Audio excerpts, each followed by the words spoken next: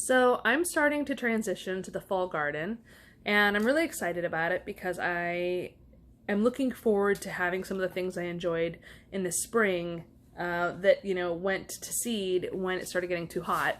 One of them was the dinosaur kale, or the Nero di Toscano kale from Baker Creek. I'm going to plant, I've just cleared out the back garden, and one of the back gardens, and I'm going to plant this as well as, whoops, tossed that too far, as arugula in there, and I'm going to fill up pretty much the whole lot with these two things. Last time I put other types of lettuces and things, and I do have one square of the 4x4 square already filled with the lettuce, but I think these will do well. Again, I'm also going to plant, I've had really good success so far having planted this late summer. I'm going to try to fit in one more crop of the dragon tongue bush beans, which are these beautiful purple and green beans. I'll show you them when we're outside. And then I'm going to, in the front garden, I have seedlings, and I'll show you these, but I have seedlings growing already for purple Brussels sprouts, and then kohlrabi. And then I'm going to also plant French breakfast radishes. This is by Meyer Seed Company in Baltimore, Maryland. And they shipped really fast, so those who are trying to get seeds, this is probably 3 months ago, but I had really good success with their seeds in the past. They're probably not as successful as the Baker Creek seeds, which just every single seed tends to propagate, but I'm pretty happy with them in general. And then also I found out about this little website called Little Shop of Seeds, where I think the seeds are only like $1 or $2 for a pretty decent sized pack. I mean, there's a lot of seeds in there for white icicle radishes. And I keep, because this bag is tiny, right? Look how small that bag is. So I keep the bag in a bigger one to help it be seen in my box of seeds. So that they just doesn't kind of disappear on the bottom and then I forget they exist. Because part of how I plan the garden is I look at this stack of, okay, what do I have as cool weather crop options, and then I look through what's in that part of the file. And then if I have space, which I don't think I'm going to try planting a couple of beets. I really would like to have garden beets of my own and not have to buy them from the farmer's market. Plus, I think by the time these would become ripe, the farmer's market would probably be done for the year, and so maybe I'd get some nice garden beets to make some quick refrigerator pickles out of. And then the last thing is I got these in the mail just a couple days ago from Baker Creek, and they are miniature white cucumbers. They're supposed to be relatively pest resistant, if I remember correctly, and they have a really fast maturity date time of 50 days, and our maturity date is October 20, or the average first frost date for area is like late October. So I think I still have maybe 50 to 60 days left before the average first frost date. So I'm gambling that I can grow at least one of these plants. I'm going to try growing 2 and see if I do well. And honestly, if I lose 2 seeds and don't get anything from it, it won't be the end of the world. But my crops for my cucumbers just did so bad this year that I really, really would like to have some cucumbers this year. It's like one of the things I'm not happy about the performance of. So now follow me outside and I'll show you how crazy the garden looks. I mean, like everybody else, the garden has gone wild, even though I've tried to keep it under control. But, it's how it goes. So let's go see. All right, here are my jug seedlings, which keeps the pests off of them. These are my purple Brussels sprouts. You can see how beautiful these guys look here. It's really pretty. Got their first leaves coming up. I'm waiting for another set of leaves before I transplant. Plus I have to, and the difference is in the summer, you leave this gap here. You don't tape it all the way around so the air can go through, and you also hand water it more often than you would in the winter to make sure it doesn't dry out. Sometimes I'll stick it in a bucket. And this is the kohlrabi plants, and you can see they're just doing great. Got some first leaves coming out there.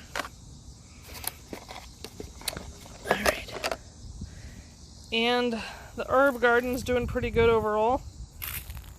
I planted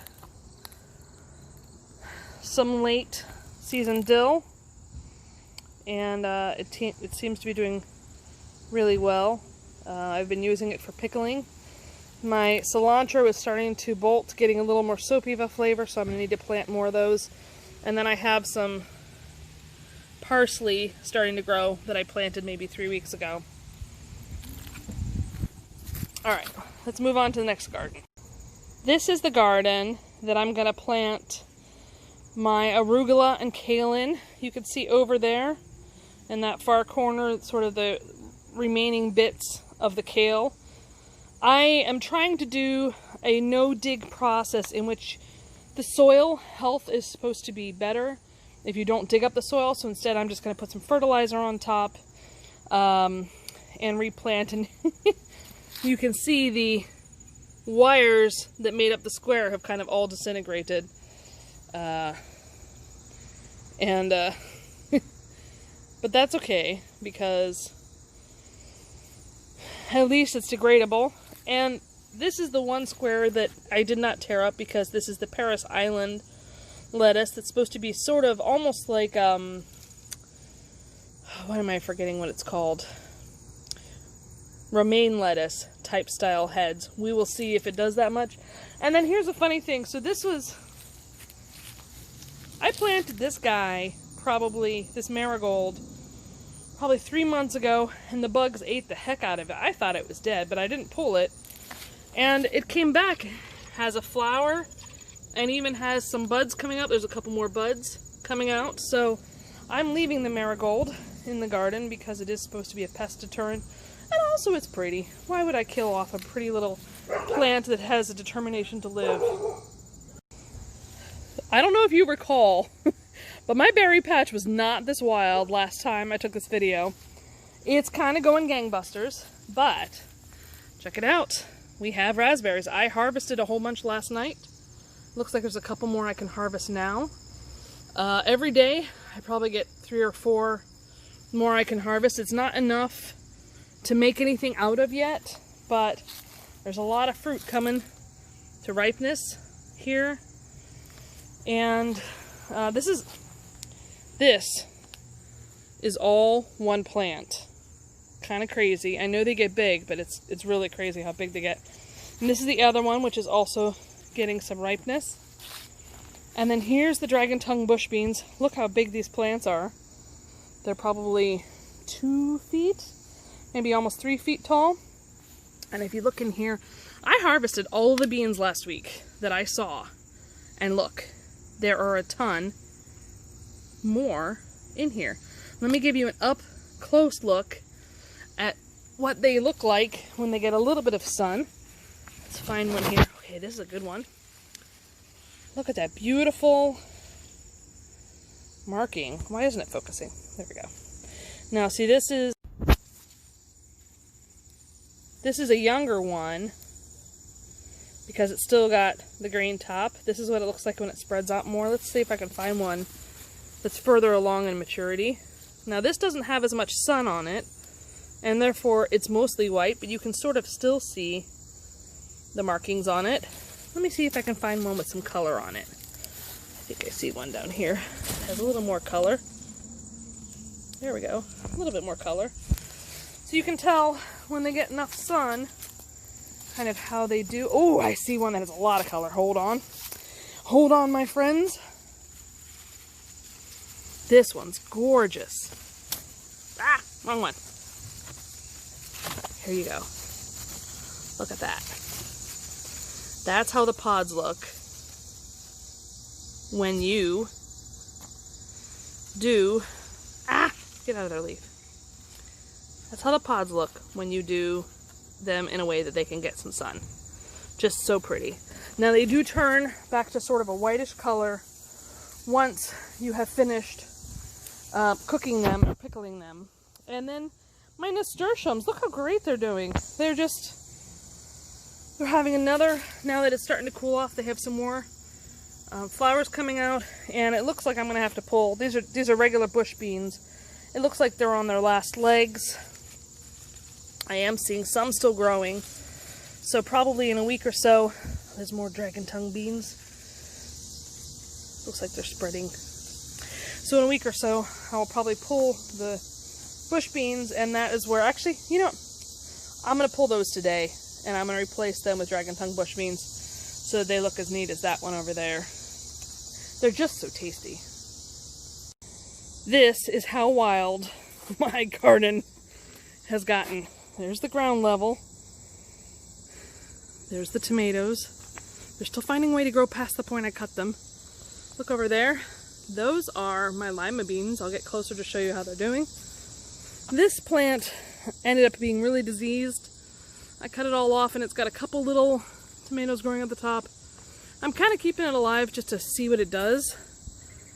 Just curious what kind of tomato it is. These were supposed to be pear tomatoes. They're definitely not pear-shaped. And then look at these pretty, pretty eggplants. Just so pretty. I harvested one set. This is the, let's see, this is the third crop that I'm growing. And there's probably, what, 3 or 4 on this one plant. I wasn't ever expecting a huge amount. My husband doesn't really like eggplants. I do, but Ernie isn't the biggest fan, so this is sort of a way for me to have a little bit of eggplant without making him suffer it. So yesterday I came here and cleared out this area. This is where I had a zebra tomato plant that was just dying off, and you can see the other plants are sort of starting to peter off too. I'll probably pull that one today. Although it has some growing on it. I see some down there that are growing on it. So I might just cut off the dying pieces and see how much longer it can go. You can see over there the purple basil is trying to get sunlight, and the regular basil is as well. I'm still getting some tomatoes from these guys. Especially the zebra tomatoes are still producing pretty well. Oh, that's got a leaf on it. But, oh, and the other thing is I pulled... I'll have a picture in a second here to show you, but I pulled all of the holy basil. It was sticking out all this way. Here, I'll show you a picture. And now I have all the space. Not only that, but I can walk through here without getting my butt prickled by the holly bush because the holy basil is coming out here and I had to shuffle sideways to get all the way out. All right, let's go inside the fence and see how things are going.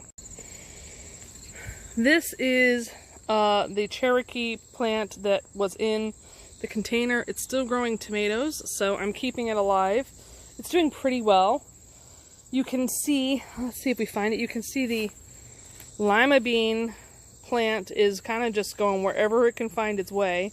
So it's tangled up a little bit with the tomato vines, and it's tangled up with them over here too, but look how beautiful. Now, it's got a little bit of pest problems, but the lima bean, these are the Christmas lima bean plant, is just kind of going gangbusters on me, and there are so many pods, many pods everywhere you can look. There's a pod, and if there isn't a pod, there's a little flower growing, so it's just doing really well. The peppers are all doing pretty good. I've harvested quite a bit of them.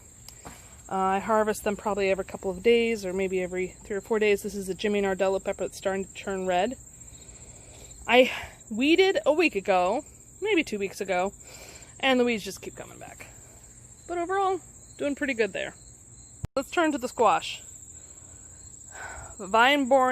Squash vine boring beetles got into those things, and it killed off, well, almost killed off one of this plant. This is the yellow crookneck squash, but the crookneck squash seems to be doing all right and is actually producing some fruit. So I'm pretty happy that it seems to have survived the squash vine borer. This is my delicata plant. The other winter squash have all died, but the delicata, which was doing really badly, was really slow for a long time, has vined out, and I accidentally stepped on one of the fruit, but is generally doing pretty good. Has started, you can see the pests are in it, but it's trying to produce something, and if I'm lucky, I will have a delicata squash by this winter, or by this late fall.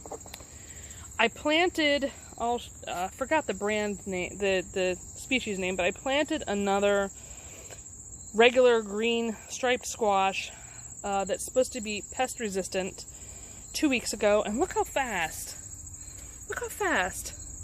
those plants grow. They're just so fast. So I'm hoping it survives all the diseases and other pests, and I might still get some squash this winter. And then I pulled this cabbage plant that was in the container out from under the shade from the tomatoes, and it is starting to get bigger. Hopefully it'll continue to grow. And then this is another squash that seems to be doing okay, but not amazing.